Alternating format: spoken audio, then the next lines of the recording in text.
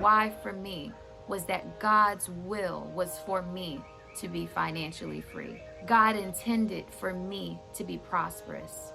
God did not have debt in mind for me when he created. At that point, I was like, you a beast of a woman. Can't nobody stop you. You got this. And it taught me to value and to appreciate things more. And it also saved me a heck of a lot of money. You're not gonna believe this, but my rent was only $450 a month. And my water was paid for.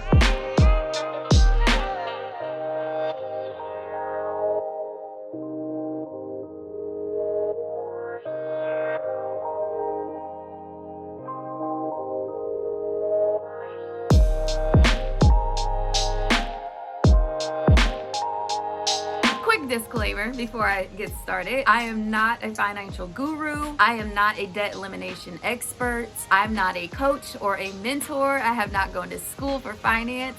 Quite frankly, I'm just sharing my journey and I'm sharing what worked for me. This information is completely free. I will not be sending a bill to your house. So just take what you can from my story. Take what you can from my journey. Use the tips and tricks that are applicable to you, the ones that you feel are valid and helpful, and everything else, just throw it away. I don't want no smoke in the comments. I'm not here for the shady stuff. I'm just here to help you and assist you in any way that I can. And if there's even just one tip or trick that you can take away from this, if there is even one gem that you can find amongst this information, then wonderful. I did my job. Again, y'all, if you want professional advice, come here. Go see a professional. I'm not it. I'm not the one. I'm just here sharing. That's it. So let's get into it. So as a recap, if you're following along, first I found the social proof that financial freedom was possible. I found that from my friend and her husband at that Super Bowl party. I think it's important that I share why they could, have that much influence on me, why it mattered that they mentioned Dave Ramsey. I think it's important to you understanding why I bought in so easily is the fact that this particular couple had just finished paying off a condo. They had just purchased a house and they were renovating that house, all with cash. They were not getting in any kind of debt in doing this while having 4 children. Like, it was mind-blowing to me that they were able to do this. And it was something that I'd never heard of before. It was something that I'd never seen before. I thought it was a rite of passage for adults to have debt. I never thought it was even possible that someone could buy a house, that they could pay off a condo, that they could renovate a home, all using cash flow. So I think it's important that I mention that piece. That's why when this individual was speaking, that's why when he was giving his insight and dropping names, that's why I was tuned in. That's why I was laser focused, because I'd already seen the evidence. I'd already seen their story playing out. And so I do want to mention that as well. That was my social proof. They were the ones who first showed me that it could be done. Shout out to them. Then I began to research. I found strategy. I found technique. And that was through the teachings of Dave Ramsey. I completely submerged myself. I completely binged. I spent every waking moment listening to his instruction. That was step 2. When it comes to Dave Ramsey, for those of you who are already kind of locked in with him, you know that cash is king, debt is dumb. He definitely preaches living like no one else now so that you can live and give like no one else later. He's 100% all about that delayed gratification. And ever since I started listening to his podcast and following his teachings and reading his books, I've been about that same life. I've been about delayed gratification as well. I understand the importance of sacrifice. I see the value in being patient. I understand the importance of humility. And I know that without those things, this journey is almost impossible unless you just run into a large lump sum of cash. But then what was more important for me, the why. Because the why is what keeps you on your journey. The why is what will cause you to stay on the path even when it's hard, even when you feel discouraged. The why is what will cause you to stay on track. And the why for me was that God's will was for me to be financially free. God intended for me to be prosperous. God did not have debt in mind for me when he created me. So that was my why, and that was my number 3, the wisdom of God that I found in his word. And after that, y'all, I was completely convinced. That was all I needed. At that point, I was like, you a beast of a woman. Can't nobody stop you. You got this. They better back up and get out your way, because that debt is a joke. You are bigger than that debt. You are stronger than that debt. You have the power. You have the resilience. It was on after that. I assure you, it was on. Because for me, I know anything I put my mind to, anything I want, anything I desire, I can do that. And so can you. But you got to be convinced. It doesn't matter what tips I give you. It doesn't matter what tricks you use. It doesn't matter what kind of game I put you on. If you're not completely convinced, here and here, it won't matter. Do you believe in yourself? Do you feel like you're capable? Is your why big enough? I want you to think about that. And if it is, you can do it too. You can start your own debt-free journey. You can be financially free. You ready for that? Are you ready for that? Are you ready to change your life forever? Good. Very good. Let's do it. So these tips and tricks are in no particular order. To be honest with you, I would just jot them down at random times throughout the day. I could be exercising, I could be at work, I could literally be driving and something would come to mind and I would write it down, or I'd put it in my notes in my phone. So when I tell you these tips are going to be all over the place, there is no particular order, no rhyme or reason. I'm just going to say them as I read them off of this paper. And again, they may not be in any kind of cohesive order. So just kind of write them down, and then you can piece them together in an order that makes sense to you. The first tip that I would definitely recommend is that you figure out how much you owe. Okay? You're going to have to sit down and have a very uncomfortable moment where you have to be honest with yourself, and some call it a come to Jesus moment, but you're gonna have to put it all out there. And that's scary sometimes. Sometimes we don't want to acknowledge that there's a problem. Sometimes we don't want to really see the truth of a situation because it may hurt. But step 1 is definitely to sit down and actually figure out how much debt you're in. And I'm talking everything: mortgage, consumer debt, car, whatever. I want you to take a hard look at all of your debt and all of your expenses, and let's just kind of write that out.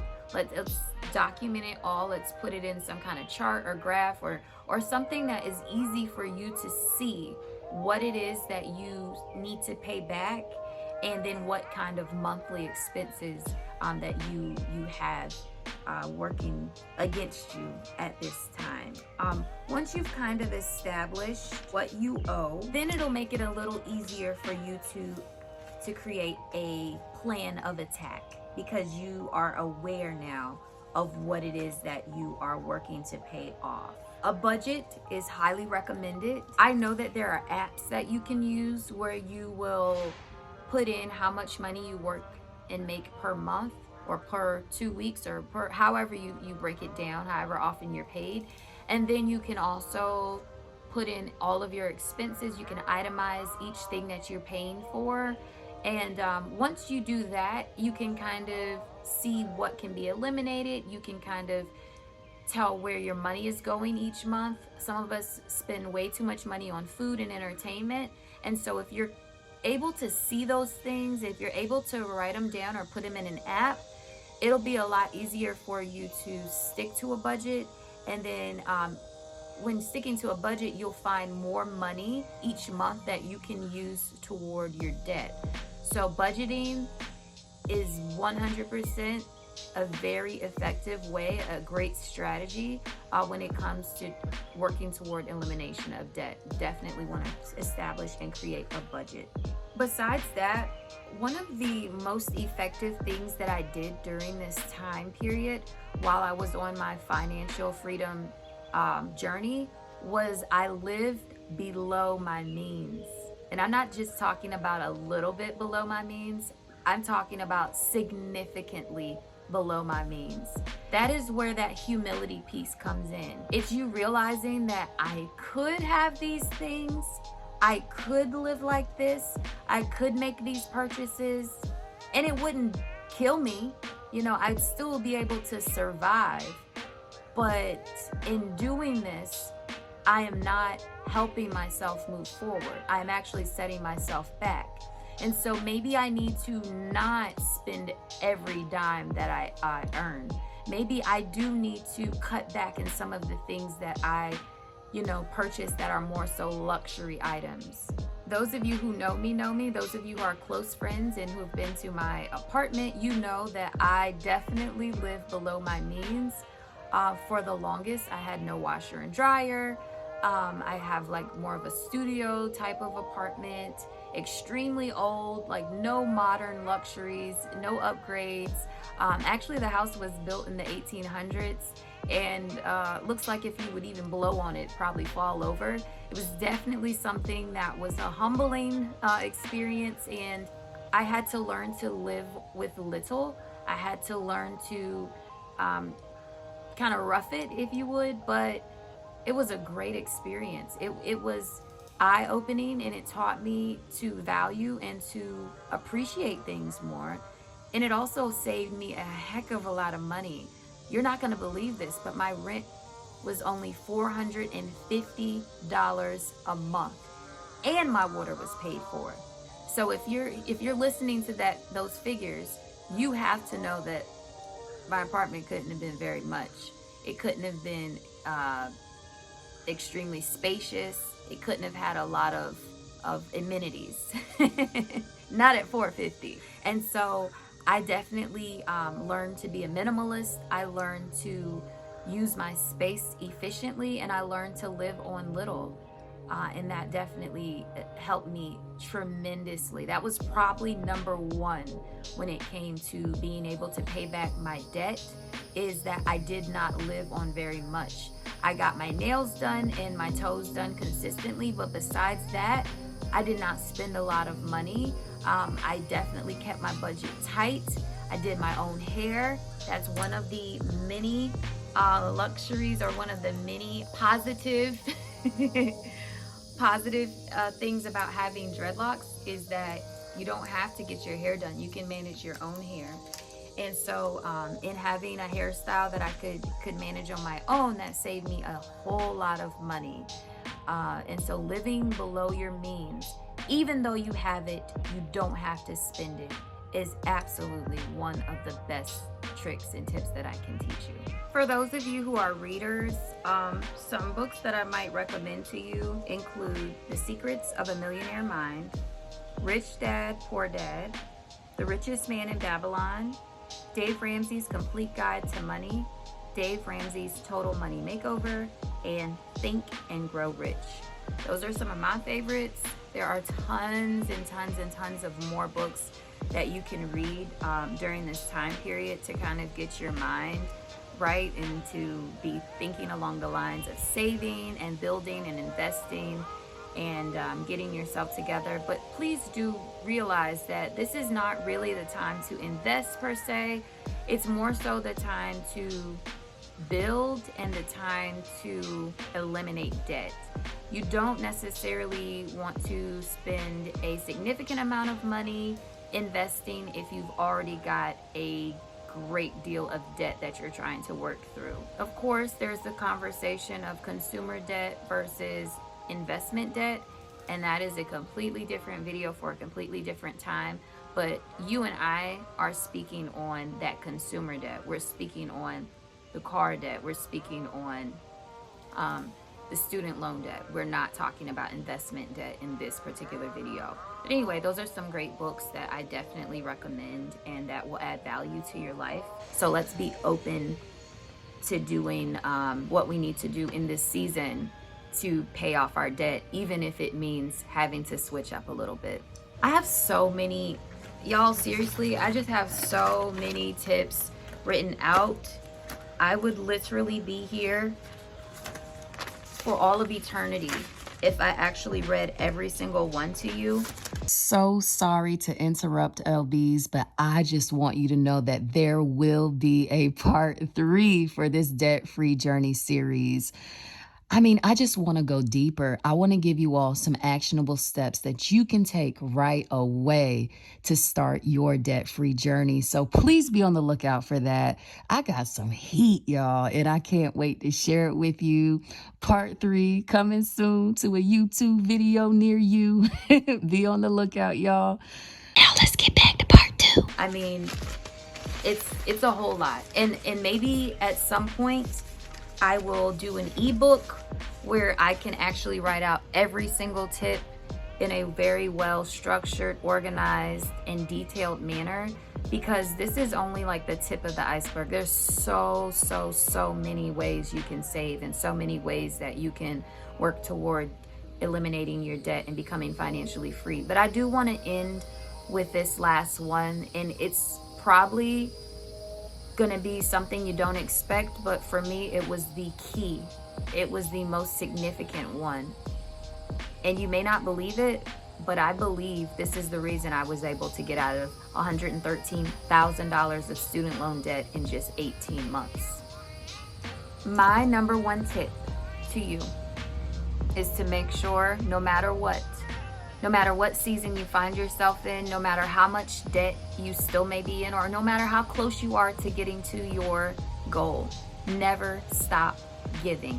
Never stop giving. Never stop being generous. Never stop looking out for others, whether it be your family members, your neighbors, your coworkers, or a homeless guy down the street. Always find the opportunity to give. For me, my personal conviction is I make sure I give 10% of every one of my paychecks to my local church, because I want to make sure that I am following what I believe the Word of God instructs me to do. But that's just the bare minimum. I'm always looking for opportunities to give to someone. If I hear somebody say they're hungry and it's lunchtime and they don't seem to be getting up to move to go get a sandwich or something, I'm gonna suspect maybe they don't have it.